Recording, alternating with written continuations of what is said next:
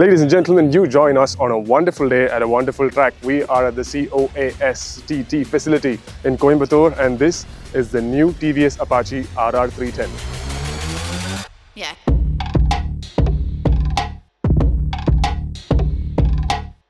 Let's talk about the aesthetic upgrades. First of all, we have the winglets up here, which adds a little bit of an aerodynamic element to the motorcycle as well. TVS claimed that those winglets are good enough to provide up to 3 kilograms of downforce. But at what speed, they have not specified. We feel it'll be well over 120 kilometers per hour. Down here, we have a transparent clutch cover, which may just be the first time for a motorcycle in this segment. Now, some of you online have asked us, is this a dry clutch? No, that's not the case. There is oil inside. It's just that you can see the clutch now with an anti-fog case on top of it. That brings us to the end of the aesthetic upgrades. This motorcycle is available in two colors, the racing red that we've all know and love, then a new bomber grey as well. This particular motorcycle here is the built-to-order color, or the race replica color as they like to call it. TVS are an Indian manufacturer who have a rich history in racing, and that's one of the things I really like and appreciate about them. A lot of that development has also moved on into this motorcycle as well, which makes it more than just a meaningful upgrade. The engine is the same 312cc single-cylinder liquid-cooled DOHC unit as before, but it has received up to 12% increase in power. The previous motorcycle used to make 34 horsepower, this one makes 38 and up to 29 Newton meters of peak torque. The peak horsepower is delivered 100 RPM later than before, and the peak torque is delivered 200 RPM earlier. Transmission is managed by a 6-speed gearbox as before, but this time you get an up and down quick shifter as well. The wheels are the same as before, 17-inch at either end, and the frame and subframe are the same as well. No changes there. In fact, the suspension at the front and rear also has not changed. But in this motorcycle, the BTO with the dynamic kit, you get adjustable suspension at the front, which are good for preload, rebound, and compression. And at the rear, you have preload and rebound adjustability. That's not all in the dynamic kit, because on top of that you also get a tire pressure monitor system, which I feel is very useful, and a brass coated drive chain. Now above the dynamic kit you also have the Dynamic Pro, which gets all of that plus the RTDSC, which is race tuned dynamic stability control. It also allows this motorcycle to get functions like wheelie control and rear lift-off control, but is that really necessary for a motorcycle that makes a little less than 40 horsepower? We don't know yet, but now we move on to the interesting bit, which is to take this motorcycle and ride it around the CoASTT track. This is the first time I'm riding at the Coast racetrack, and this facility is flowing and fast for bikes like this.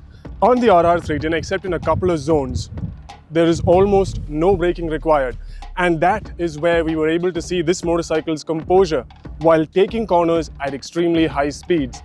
In fact, in some corners, for example, there is a tight left, and in those corners, this motorcycle carries forth easily, and when it's just about to hit the limiter, to shift it into fifth and carry it all the way to the exit of the third apex, and then use 6th gear until the next braking zone. It is amazing. It has been nothing short of amazing to ride this motorcycle here. Not much has changed with the frame and the subframe of the RR310, and not much has changed with the suspension equipment either. That being said, this motorcycle here has the adjustable suspension at the front and rear, and for your reference, today all through the 2 sessions, I spent it riding in the mid-level settings for compression, rebound, and preload. The reason that we love the RR310 so much continues to remain intact. This is a phenomenal handling machine. It is agile and goes into corners with grace, carrying unbelievable speeds through the fast and flowing sections of the coast circuit. There were some sections where 4th gear was hitting the limiter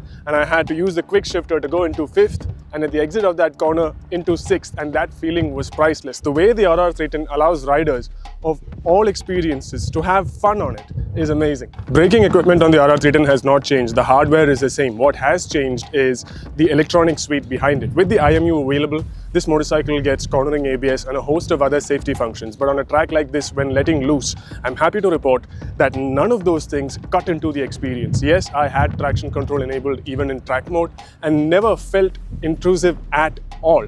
And that goes to show the level of calibration that they have done with the electronic suite on this motorcycle. In terms of stopping power, this is all you need for the kind of speed that this motorcycle makes. But the important bit is that it is so responsive. And even after 2 sessions of flat out riding on the track, there was no noticeable levels of brake fade. And that goes to say a lot about the kind of quality and engineering that has gone into the new RR310. The new RR310 starts at rupees 2.75 lakh. And one of the things that most people did not like about the previous version was that it does not make a lot of horsepower.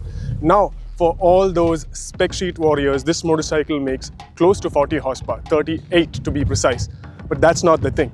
The thing is the way the RR310 makes you feel while riding it. Yes, it is still not the most refined machine in the market, but the refinement levels can be lived with because of the way this thing handles around corners. The joy of motorcycling, at least for me, resides in how easily and how quickly one can get around a curve before getting ready for the next one, and that the RR310 does beautifully. Now, the only question remaining is, which motorcycle should you buy? Should you buy the standard one or the BTO? Now, if you're a rider who uses the motorcycle primarily in the city, then the standard one is all you need. You can put it in urban mode and just forget about it, and it'll do everything you want it to do. But if you are a rider who enjoys playing around with the suspension or wants to push your potential on a racetrack, then you must have the BTO. Because in addition to all that adjustability, it also gives you a broader, safer net of electronics.